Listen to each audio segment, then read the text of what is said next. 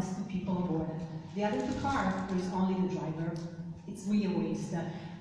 Even if on each car there would be 2 people, we would save 600,000 cars on our way.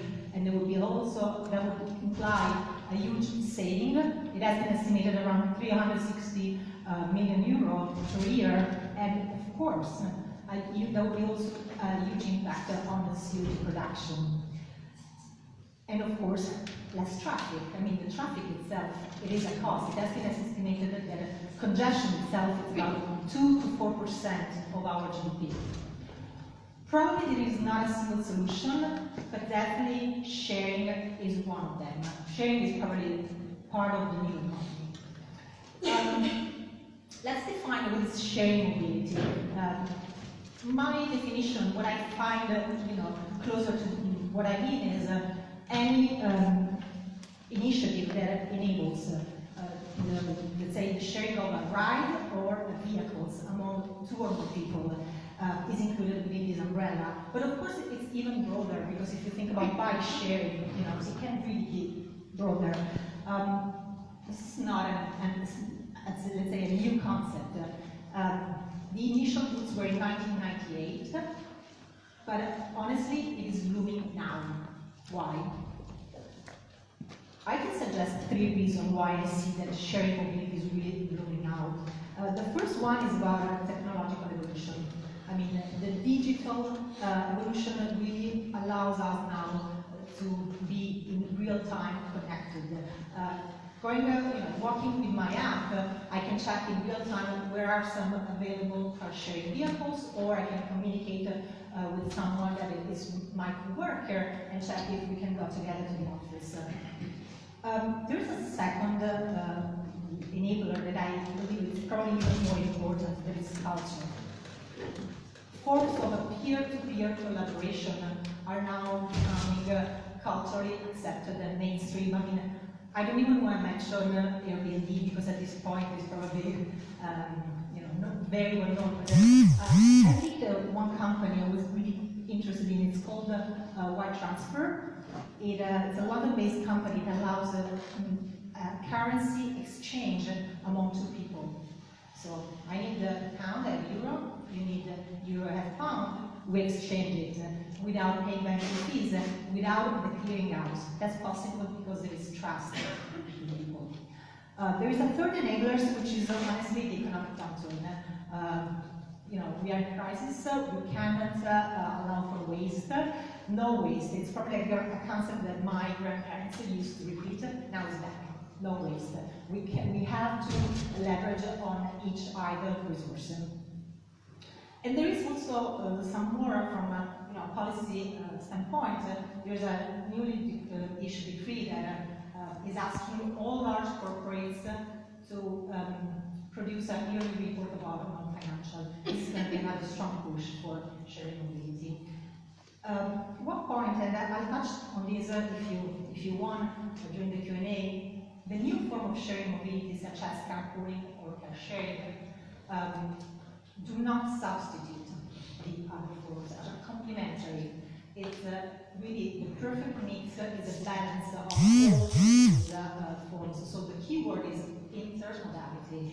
And this is probably one question you can ask in your Q&A, the difference between carpooling and car sharing. Happy to explain. What are the key ingredients to me for carpooling? Safety. Especially as a woman, I want to be sure about if I'm asking for offering a ride or it's safe. The second one is simplicity. It's 7:30 a.m., it's raining, I don't want to take my car. By 7:35 I need to know if someone can actually give me a lift, otherwise it's too late. And the third one is incentive. We need incentive to change our habits, of course. Let's now go to Up2Go. How did we embrace the challenge? First of all, what is Up2Go? It's a startup. It's been founded by 5 women, one of them. And we developed a platform, a digital platform that is based on an app.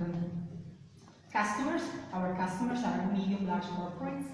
They want to offer to their users a solution, to ask or offer for a ride. What are our 7 pillars? First of all, safe. The app, so each community can offer only within the same community. So I will only travel with my colleagues if I'm part of a corporate. The second one is accessible and is flexible. It's the one main thing that I was telling you before. I have my phone, I can just open my app, I ask for it, and it gives you reward. There is no economic exchange between the users, but they get rewarded by credit that turns into prizes. It is open for modality. It can be integrated with, let's say, a car sharing platform, for instance. And then, of course, there are all the topic about scalable data protection is extremely important, and as we know, the privacy. Then finally, which is very important, it allows for monitoring, both at community, at city, at regional level. You can monitor the impact in terms of CO2 reduced. We are ready? Okay. What are the benefits? I mean, probably you have a in mind, but let's quickly go through them. The first of all that touches everybody, of course, is an environmental benefit. Going to the end user, he will either save money if it's a passenger, get a reward offered by the community, and then there is a third benefit for those people, which is social networking. I get to know my colleague outside the office. I can really chat with them and get to know them better. If we think from the corporate standpoint, of course, it's a matter of brand reputation, social responsibility, welfare, sometimes talent attraction, and then finally they can also save money. They can reduce, for instance, parking expenses. If we think from an associate point of view, let's say a sport club, they get revenues because they increase the loyalty of their users. And actually, I just want to bring a clear example. Up2Go is live. I brought here a clear example of communities where we are already live. The first one is exactly a sporting club. They are trying to attract more students. They are not very well located, and they offer to the people that actually use the app the most, they offer membership fee reduction. There is a pharma company which is really targeting for better sustainability approach, and they recently introduced economic reward.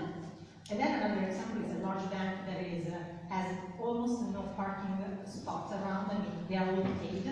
And what they're doing is each month they offer dedicated parking spots to the people that the month before were the heaviest user. So this is just 3 examples of communities that are already on. What is our ambition? Is to grow. We're, of course, seeking funding. We are also starting some collaboration and some integration with other partners. Let me go to what is required for a plan to move, really to make the paradigm shift. I believe 2 things. One is awareness. Only few people know what is shared mobility, only few people utilize it. We need to talk about that at of course, institutional level, press, each of you, and even every time we start with a new project and a new corporate, let's say, we really push on internal communication events. I don't know, I was thinking about gamification that we could use. You really need to enforce the concept. It's a changing habit. The second one is probably even more important, is incentive. Right now, there are no reward schemes for who adopt carpooling. Probably we can put the seed into the community, and then they will cascade the benefit to the end user. It could be tax shield, it could be IVA, it could be, CO2 reduction that turns into white certificate.